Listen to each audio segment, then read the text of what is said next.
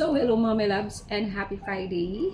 Magluluto ako ngayon for today's video ng arroz caldo. So, hihiwain ko muna itong mga manok ng maliliit. So, ganito pala kalaki yung chicken. Ano ba yan? Magalaw. Yung multo ba dito? Chares. So, ganito kalaki yung chicken na ihahatiin natin. Okay. So, natapos na natin hiwain lahat at ito yun. Hugasan muna natin para malinis. Ayan. Sinasaynos ako dahil paglinis ko ng tayo ng pusa. Sensitive si my love sa mga amoy-amoy. Hugasan muna natin ito. Magbukas na tayo naman. Ayan. So, ayan. Hugasan muna natin para malinis.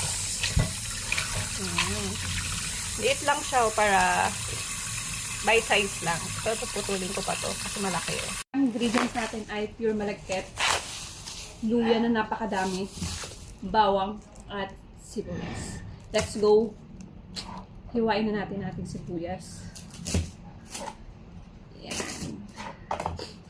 Grabe sinus ko. Baka tumulo. Chares. Yan. Yan. So, hiwain lang natin to maliliit. Ayan, tanggalin natin yung mga balat. Ayan. Tapos, itong pawang. Sobal yung pawang sa pinakabuo. So, ngayon, pitpitin natin para mabilis natin ma-slice. Para mabilis mo mapukpok, itodo mo. Yung tipong galit na galit ka. Parang isang pukpukan, hindi agad. So, lahat na pitpit na natin ngayon, i-slice na natin siya ng sobrang liit. As in pino. Yan. Tapos na natin gayatin yung ating bawang. Sunod na natin tong luya. Ilahat natin to para masarap. So, balatan na natin to.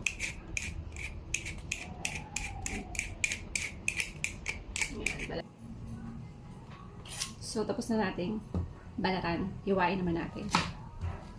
Paghihiwa nga pala niya ay pahaba na manipis. So, natapos ko na gayatin yung luya. So, ito ang luya na pahaba ang hiwa. At ito naman ang bawang na pino at sibuyas. So, ready na tayo maggisa. Ready na tayo maggisa ng chicken. So, ito yung chicken ko. Malinis na at nahugasan na rin. So, ayan ang ating chicken. Nahugasan na at nahiwa ko na ng maliliit. Bite size sa para hindi tayo mahirapan. Okay? So, gusto ko malinis yung lababo pagkatapos ko magkayat. Ganon din ba kayo? Gusto ko si malinis. Tapos, walang kalat. Pagkatapos maggayat ng mga kung ano-ano. Gusto ko linis agad. Para hindi ako aligaga sa kalat. Mabilis ako matapos. Hindi yung katulad ng pagkatapos magluto, maglilinis ka pala ng mga kalat mo, hindi naman pinikalat mo. Ganon. So, ito nga pala yung lalagyan natin ang lugaw. Ito nga pala kalaki yung lalagyan natin ang lugaw. Para tayo magpa-feeding. So, magbukas na tayo ng kalat. So, ayan, nakasagsindi na tayo ng apoy. Lagyan na natin tong feeding natin. So, mainit na ating kasirola. Napakalaki. Pang-feeding. Ganon. Gaya tayo ng mantika, syempre. Painitin muna natin. At isunod natin yung luya para mabango. Lutuin natin maigi yung luya. So, mainit ng ating mantika. Isunod na natin tong ating luya. Pa-brownin natin siya para mabango at malasa yung ating arroz caldo. So, ayan. Kaya inuna ko yung luya kasi matagal yan maluto. Kasi yung bawang at sibuyas. Mabilis mangitin. So, ugasan muna natin ang ating malagkit. So, ayan. Hugasan na natin ating malagkit ng 3 beses. Yung malagkit kasi yung ating gagamitin sa ating arroz caldo. Ito na yung pangatlong hugas. So, ibabad na natin yung ating malagkit sa tubig. Silipin muna natin kung tutong na yung ating luya. Charet! So, itong ating luya, hindi pa tutong. Chares! Lagi natututungan dyan ha. Kakarilo sa akin, sabi ko sa inyo. Mapapalayas kayo ng mga asawa nyo.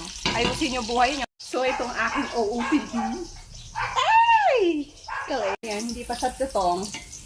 So, okay na yan. Isunod na natin yung sibuyas. Diyan, nararapat sa'yo. Sunod na rin natin yung bawang. Ayan, mararapat sa'yo. Ayan, hintayin natin sila mag-brown.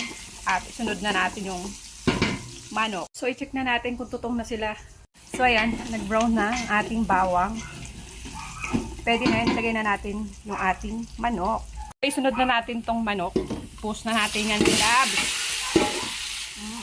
Wait lang, ang bigat ang hair. So, ayan, kamay na natin kasi napakabigat. Yun yung weakness ko habang nagluluto ako.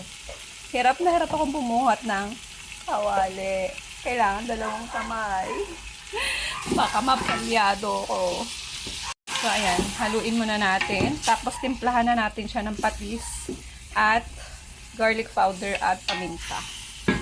So, patis, maglagay na tayo. Garlic powder para malasa ang ating manok.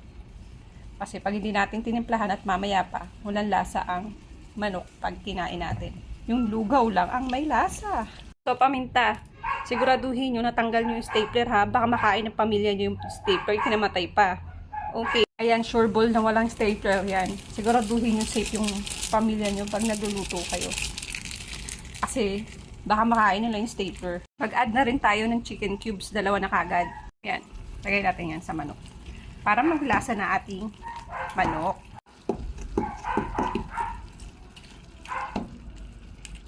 Sekreto ko nga pala sa lahat ng niluluto ko, nag-a-add ako ng suka para hindi mabilis mapanis. Yan, ang aking sekreto. So, ayan, kumulo na. Ilagay na natin yung ating malagkit. Let's go! Woo! So, init. So, ayan, ilagay na natin lahat ng ating malagkit at pakuluin natin to sa malakas na apoy. At takpan din natin, syempre. Yan. So, let's go. Tingnan na natin yung ating arroz caldo kung luto na. So, tingnan natin. Oh my God! So, init! Oh, so yummy. Yung amoy pa lang, panalo na. Oh, so yummy. Lagyan ko pala siya ng turmeric powder para mag-yellow yung kulay. Ayun, kakain na kami. At salamat sa panonood. Yeah, bye!